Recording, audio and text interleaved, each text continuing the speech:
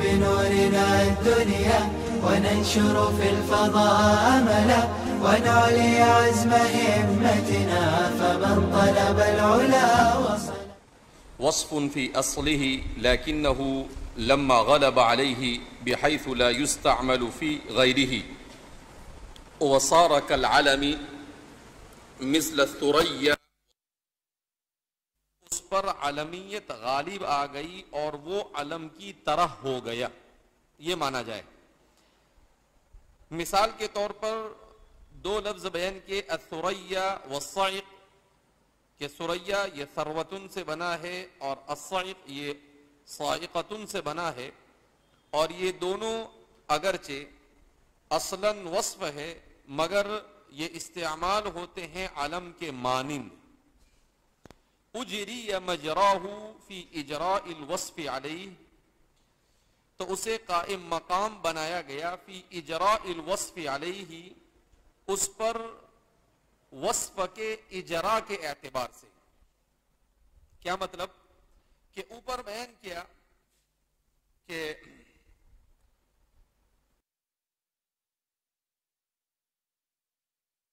اللہ کو علم مانا جائے، کیونکہ لفظ اللہ کے سلسلے میں یہ اختلاف ہے کہ وہ وصف ہے، علم ہے یا کیا ہے. تو بعض نے اسے وصف مانا، بعض نے اسے علم مانا، اور مصنف دونوں کے بیچ کی راہ نکال رہے ہیں کہ اصلاً وصف ہے اور استعمال کے اعتبار سے علم کے جیسا ہے. تو فرماتے ہیں اجری مجراہ، علم کے جیسا، علم کے قائم مقام ہے فی اجراء الوصف علیہ. تو پیچھے ہم مصنف نے خود بیان کیا ہے کہ اس کو قائم مقام علم کیوں قرار دیا جائے، تو کہا کہ وصف کے اس پر اجراء کی وجہ سے. کیا مطلب؟ کہ وہ موصوف بنتا ہے اور صفت کا اطلاق اس پر ہوتا ہے، تو اس اعتبار سے گویا کہ وہ علم جیسا ہوا.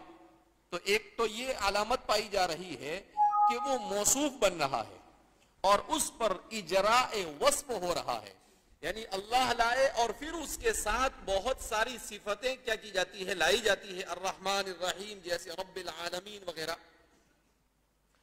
تو ایک تو یہ ہوا.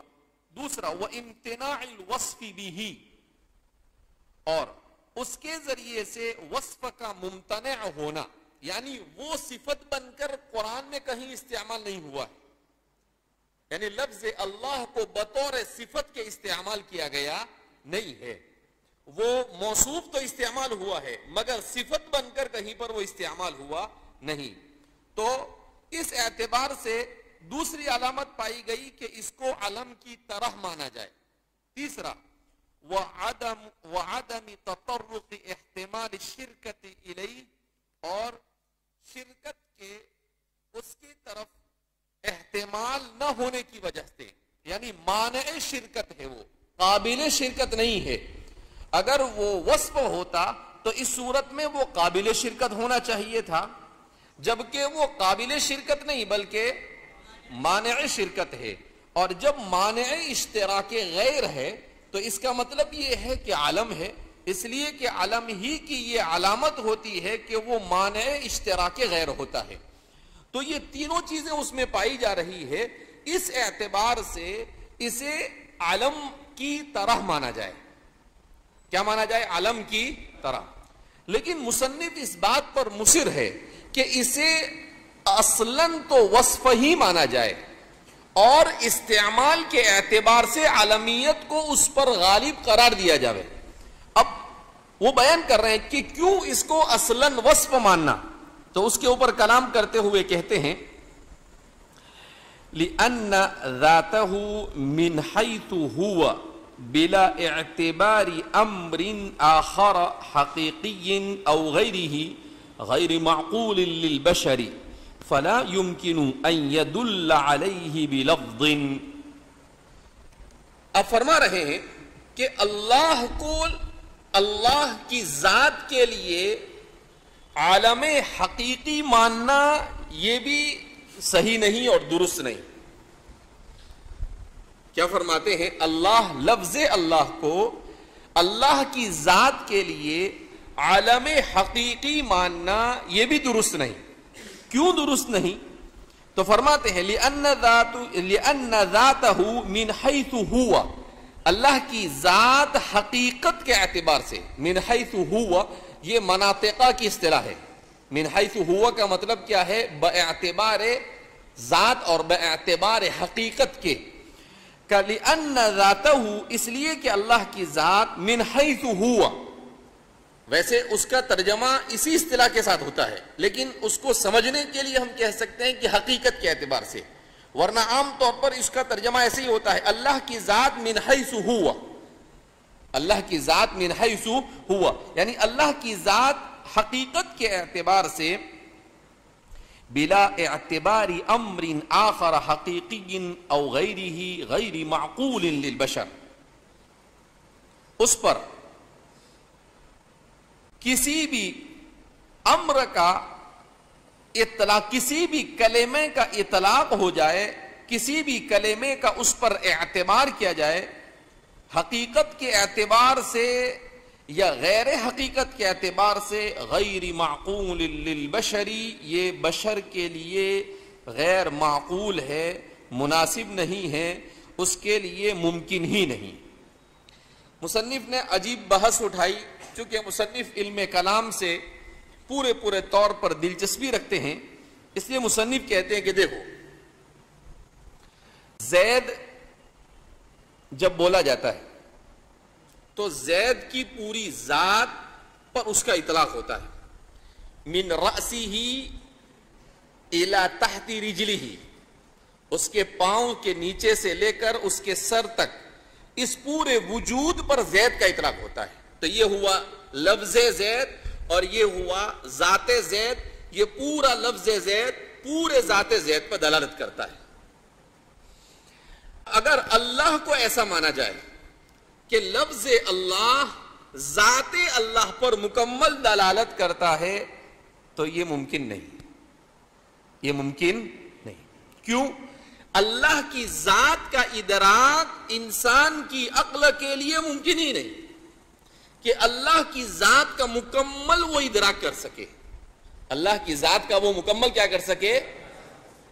جب وہ اللہ کی مکمل ذات کا ادراک نہیں کر سکتا ہے تو لفظ اللہ کا حقیقت یا غیر حقیقت کے اعتبار سے بھی اللہ کی ذات پر اس کا اطلاق کہ وہ اللہ بولا، اور انسان کے ذہن میں جیسے ہی انسان اسدن بولتا ہے تو انسان کے ذہن میں فوراً کیا آتا ہے؟ شیر آتا ہے. شیر کی تصویر انسان کے ذہن کے پردے پر فوراً آ جاتی ہے. جیسے ہی کلبن کہا تو انسان کے ذہن کے پردے پر فوراً کس کی تصویر آ جاتی ہے؟ کتے کی تصویر آ جاتی ہے. جیسے ہی قردن کہا تو انسان کے ذہن کے پردے پر فوراً کس کی تصویر آ جاتی ہے؟ تو جو لفظ بولو اس کی تصویر آ جاتی. مگر لفظ اللہ بول کر اللہ کی تصویر پورے انسان کے ذہن کے پردے پر آ جائے یہ ممکن ہی نہیں. انسان کے ذہن کے پردے پر آ جائے یہ کیا ہے؟ ممکن نہیں. تو اب سوال پیدا ہوتا ہے کہ مسئلہ ہو گیا، اس کو نہ وصف بول سکتے ہیں اور نہ عالم حقیقی بول سکتے ہیں. اس کو نہ وصف بول سکتے ہیں اور نہ عالم حقیقی بول سکتے ہیں. اس لیے فلا يمكن ان يدل عليه بلفظ، لہذا ممکن ہی نہیں ہے کہ کوئی لفظ اس کی ذات پر بکمالی ہی دلالت کرے. کوئی لفظ اللہ کی ذات پر بکمالی ہی کیا کرے؟ دلالت کرے گا. یہ ممکن ہی نہیں. حافظ عبد الصمد بولو تو فوراً آپ کے پردے کی اسکرین کے اوپر کون آ جائیں گے؟ حافظ صاحب آ جائیں گے کہ بھئی کرسی کے اوپر ڈنڈا لے کر کیا ہوئے ہیں؟ براجمان ہے. فوراً وہ آ جائیں گے. تو جس کا نام لو فوراً آتا ہے. لیکن اللہ کا نام لیتے ہی آپ کے پردے عقل کے اوپر اللہ کی ذات کا پورا وجود آ جائے، لا یمکن. تو اس کو فرما رہے فلا یمکن ان یدل علیہ بلفظ، کہ کوئی لفظ مکمل اللہ کی ذات کو بیان کر دے یہ ممکن نہیں. پھر اب سوال پیدا ہوتا ہے کہ جائے تو کہاں جائے؟ نہ جائے رفتن نہ پائے ماندن، نہ جانے کے لیے جگہ ہے نہ رکنے کے لیے گنجائش ہے. تو اب کیا کیا جائے؟ تو فرما رہے ہیں اسی لیے تو ہم اوپر سے کہتے آ رہے ہیں کہ اسے اصلاً وصف مانو اور علم کے جیسا مانو. جب علم کے جیسا مانیں گے تو مسئلہ نہیں رہے گا, جب علم کے علم مانیں گے تو مسئلہ ہوگا, لیکن علم جیسا مانیں گے تو پھر مسئلہ باقی رہے گا نہیں.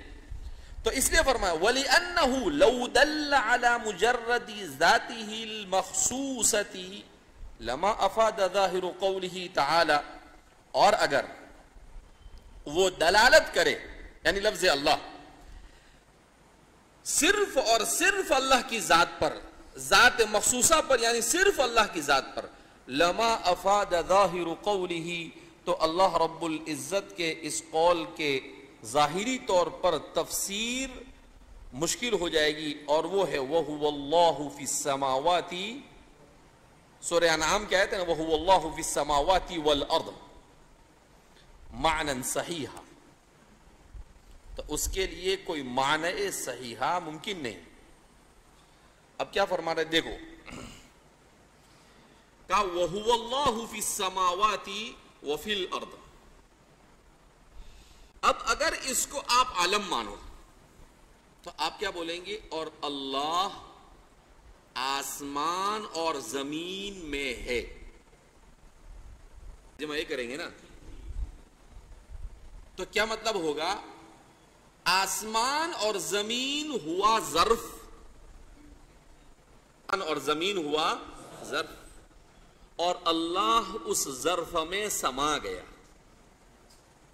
اللہ اس ظرف میں کیا ہو گیا, اور ظرف میں سمانے کا مطلب یہ ہے کہ اللہ صاحب جسم ہو گیا. اللہ کیا ہو گیا, جبکہ اللہ کی ذات المنزہ عن الجسم, وہ جسم سے منزہ ہے, اس کو تو کوئی جسم ہے نہیں. جب اس کو جسم نہیں ہے اور آپ کہے کہ اللہ آسمان اور زمین کے اندر ہے, تو یہ تو بڑا مسئلہ ہو جائے گا. اس آیت کریمہ کا کوئی مصداق صحیح ٹھہرے گا نہیں اگر اس کو علم مانے. لیکن اگر اس کو مان لیا جاوے کہ یہاں یہ وصف کے طور پر استعمال ہوا ہے تو مسئلہ حل ہو جاتا ہے. تو مسئلہ کیا ہو جاتا ہے, کیا ترجمہ ہوگا, وَهُوَ اللَّهُ فِي السَّمَاوَاتِ وَالْأَرْضِ, اور اللہ کی ذات, تو کیا بولیں گے, ذات معبود حقیقی آسمان اور زمین میں ہے باعتبار علم کے.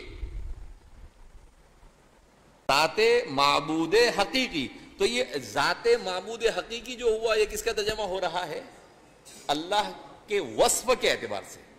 کیسے ترجمہ ہو رہا ہے, جب وصف کے اعتبار سے ترجمہ ہوا تو اب اس آیت کریمہ کا معنی صحیح ہوا, اور اللہ کی ذات کے لیے جو تنزیہ کا عقیدہ اہل سنت والجماعت اشاعرہ ماتریدیہ اور اثریہ کے یہاں پر معتبر ہے وہ یہاں پر پایا جائے گا. ورنہ مجسمہ یہاں پر خوش ہو جائیں گے اور بولیں گے کہ اس سے تو اللہ رب العزت کے لیے جسم کیا ہو رہا ہے, لازم آ رہا ہے اور ثابت ہو رہا ہے. تو اس لیے فرما رہے ہیں کہ دیکھو اس کو مصنف نے اسی لیے کہا کہ وَالْأَظْهَرُ, کہ بھئیہ دیکھو زیادہ مناسب اور راجح یہی سمجھ میں آتا ہے کہ اس کو اصلاً وصف رہنے دو تاکہ ایسی جگہ پر ضرورت پڑے تو وصف پر اس کا اطلاق کر سکو, اور اس کو علم کے جیسا رہنے دو تاکہ وہ ذات والا مسئلہ بھی پیش آئے نہیں. تو ہر اعتبار سے سیف راستہ اور مناسب طریقہ یہی ہے کہ اس کی اس طریقے سے کیا کی جائے, تعویل کی جائے کہ بھائی یہ اصلاً وصف ہے اور استعمالاً علم کے جیسا ہے, اور استعمالاً علم کے علم ہے نہیں, علم کے جیسا ہے. کہا جب یہ آپ راستہ اختیار کریں گے تو خود بخود مصنف کی بات سمجھ میں بھی آتی ہے. مصنف نے جس انداز میں بات کی ہے اس میں کوئی شک نہیں کہ مصنف نے اس مضمون کو اللہ کی ذات کے لیے جتنی بھی محنت کی ہے, مصنف کی یہ محنت قابل داد ہے کہ مصنف نے اللہ کا لغت کے اور اصطلاح کے اعتبار سے بھی کما حقہو اس کی ذات کو سمجھانے کی کوشش کی. کما حقہو اس کو سمجھانے کی ہے کوشش کی ہے کہ نہ کسی فرقے باطلہ سے متاثر ہوتے ہیں اور نہ کسی فرقے باطلہ کو گنجائش دیتے ہیں, بلکہ جو کتاب و سنت سے سیدھا سیدھا جو عقیدہ مطلوب اور مقصود ہے اسی کو مصنف ثابت کرنے کیا کر رہے ہیں، کوشش کر رہے ہیں. تو اس لیے مصنف نے فرمایا کہ وَهُوَ اللَّهُ فِي السَّمَاوَاتِ مَعْنًا صَحِيحًا، کہ اس کا معنی صحیح کب ہوگا؟ جبکہ اللہ کو یہاں پر وصف مانا جائے. اللہ کو کیا مانا جاوے؟ وصف مانا جاوے. جب وصف مان لیا تو مسئلہ کیا ہو جاتا ہے؟ ختم ہو جاتا ہے. تو اس طریقے سے مصنف فرماتے ہیں کہ ہم نے اس مسئلے کو سمجھانے کی اور سلجھانے کی کیا کی ہے؟ کوشش کی ہے. تو کہا وَهُوَ اللَّهُ فِي السَّمَاوَاتِ مَعْنًا صَحِيحًا وَلِأَنَّ مَعْنَى الْإِشْتِقَاقِ هُوَ كَوْنُ أَحَدِ اللَّفْظَيْنِ مُشَارِكًا لِلْآخَرِ فِي الْمَعْنَى وَالتَّرْكِيبِ وَهُوَ حَاصِلٌ بَيْنَهُ وَبَيْنَ الْأُصُولِ الْمَذْكُورَةِ. اب ایک اور بحث مصنف نے لگے ہاتھ چھیڑ دی، اور وہ کیا ہے؟ اب فرماتے ہیں کہ وَلِأَنَّ مَعْنَى الْإِشْتِقَاقِ، اور اس لیے بھی اشتقاق کا معنی ہوتا ہے کون احد اللفظین مشارکا للآخر فی المعنی والترکیب. مشتق منہ میں سے مشتق اور مشتق منہ میں کون احد اللفظین مشارکا للآخر سے اس کی طرف اشارہ کر رہے ہیں کہ مشتق اور مشتق منہ معنی اور ترکیب میں مشارک ہونے چاہیے. مشتق اور مشتق منہ معنی اور ترکیب میں کیا ہونے چاہیے؟ اچھا، اصل میں اشتقاق کی 3 قسمیں. اشتقاق کی کتنی قسمیں ہیں؟ یہ مصنف کی برکت سے سب چیزیں سامنے آ رہی ہے، ورنہ علم صرف علم سیغہ سب پڑھ کر آیا، لیکن کہیں اتنا آسانی کے ساتھ یہ بحث کہیں پر آتی نہیں ہے. بڑی دقیق بحث مصنف چھیڑ رہے ہیں. تو کیا فرماتے ہیں؟ ایک ہوتا ہے اشتقاق صغیر، دوسرا ہوتا ہے اشتقاق کبیر، اور تیسرا ہوتا ہے اشتقاق اکبر. اشتقاق صغیر کس کو کہتے ہیں؟ اشتقاق صغیر کہتے ہیں مشتق اور مشتق منہ لفظ اور ترکیب میں، ترکیب الفاظ میں دونوں ایک جیسے ہو. یعنی مشتق منہ کے اندر حروف، لفظ نہیں، حروف کی جو ترکیب ہے، جو ترتیب ہے، وہی ترتیب مشتق میں بھی ہو. جیسے ضرب سے ضرب، نصر سے نصر، اکل سے اکل. تو اس کو کیا کہتے ہیں؟ اشتقاق، اس کو کہتے ہیں اشتقاق صغیر.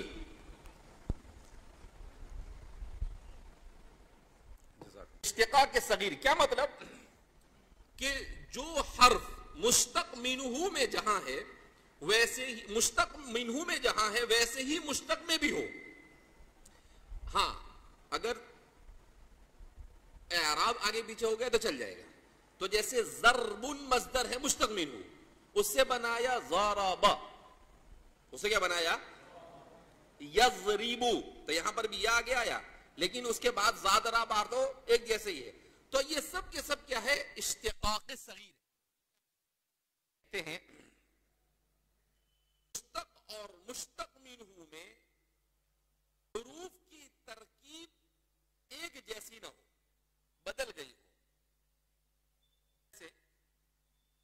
جذب سے جبذ، جذب سے جبذ.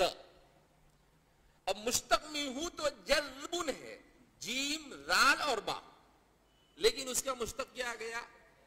جبذ، جیم با اور ذال. یعنی وہاں با اخیر میں اور ذال بیچ میں ہے، یہاں الٹا ہو گیا، با پہلے آ گیا. اور تو جذب سے جبذ، اس کو کہتے ہیں اشتقاق کبیر. اس کو کیا کہتے ہیں؟ اشتقاق کبیر. کہ ترتیب حروف بدل جائے، آگے پیچھے ہو جائے. اور تیسرا ہوتا ہے اشتقاق اکبر. تیسرا کیا ہوتا ہے؟ اشتقاق اکبر. اشتقاق اکبر کیا ہوتا ہے؟ مشتق منہ میں حروف کی ترتیب کا کوئی لحاظ نہ ہو، صرف معنی میں اشتراک پایا جائے. صرف کس میں اشتراک پایا جائے؟ معنی میں اشتراک پایا جائے. اللہ اور اس کے جتنے بھی مشتق منہ پڑھے ان سب میں اشتراک فی المعنی ہے فقط، کہ اللہ معبود حقیقی ہے، اور الہن ولاہن لاہن یہ سب کے سب کا اطلاق بھی معبود پر ہوتا ہے. تو یہ اشتقاق اکبر ہے. یہ کیا ہے؟ اشتقاق اکبر ہے. ارے سمجھ میں آئی بات؟ مصنف اسی کو سمجھا رہا. وَلِأَنَّ مَعْنَى الْإِشْتِقَاقِ هُوَ كَوْنُ أَحَدِ اللَّفْظَيْنِ مُشَارِكًا لِلْآخَرِ. اور اس لیے کہ اشتقاق کے معنی دو لفظوں میں سے کسی ایک لفظ کا دوسرے معنی کے مشارک ہونا معنی اور ترکیب میں. وَهُوَ حَاصِلٌ بَيْنَهُ وَبَيْنَ الْأُصُولِ الْمَذْكُورَةِ. اور وہ موجود ہے، وہ حاصل ہے بَيْنَهُ وَبَيْنَ الْأُصُولِ الْمَذْكُورَةِ. بَيْنَهُ کی ہو ضمیر کا مرجع اللہ، لفظ اللہ اور اس کے اصول مذکورہ میں جو اوپر بیان کیے گئے. اس کے اصول مذکورہ میں جو اوپر کیا کیے گئے؟ بیان کیے گئے. کہ وہ جتنے بھی اصول ہے، تو اسی لیے مصنف ہر جگہ پر جہاں پر بھی وہ بیان کر رہے ہیں وہاں پر معنی اور اللہ رب العزت یعنی مشتق منہ کے درمیان مناسبت بیان کرتے گئے. وہ اسی لیے مناسبت بیان کی انہوں نے کہ آخر میں ان کو یہ بتلانا تھا کہ یہاں پر اشتقاق اکبر ہے. کیا بتلانا تھا؟ یہاں پر اشتقاق اکبر ہے. تو فرما رہے ہیں کہ اللہ اور اس کے جتنے بھی مشتق منہ ہے ان سب میں جو اشتراک معنی اشتراک پایا جاتا ہے، مگر اشتراک فی المعنی پایا جاتا ہے. اشتراک فی المعنی کہ کہیں نہ دور سے ایک دوسرے کے ساتھ ثبت ہے. تو اس اعتبار سے مصنف کا خلاصے کلام مصنف یہاں پر پہنچے کہ بھیا اس کو یہ کہو کہ لفظ اللہ یہ مشتق ہے، اصلاً وصف ہے اور علم کے جیسا ہے. ختم ہو گئی بات. اتنے دن سے اسی کے پیچھے مغز ماری چل رہی تھی. لفظ اللہ مشتق ہے، اصلاً وصف ہے اور علم کے جیسا ہے. کہا یہ ہے پوری لفظ اللہ کے سلسلے میں نحو، صرف اور اشتقاق اور لغت کے اعتبار سے بحث. صرف، اشتقاق، لغت اور علم کلام کے اعتبار سے لفظ اللہ کو اس طرح سے سمجھا جا سکتا ہے کہ یہ مشتق ہے، اصلاً وصف ہے اور علم کے جیسا ہے استعمال کے اعتبار سے. یہ مصنف نے لفظ اللہ کے اوپر اشتقاق اور اس کے اصل کے اعتبار سے جو بحث کی اس کا خلاصہ ہے.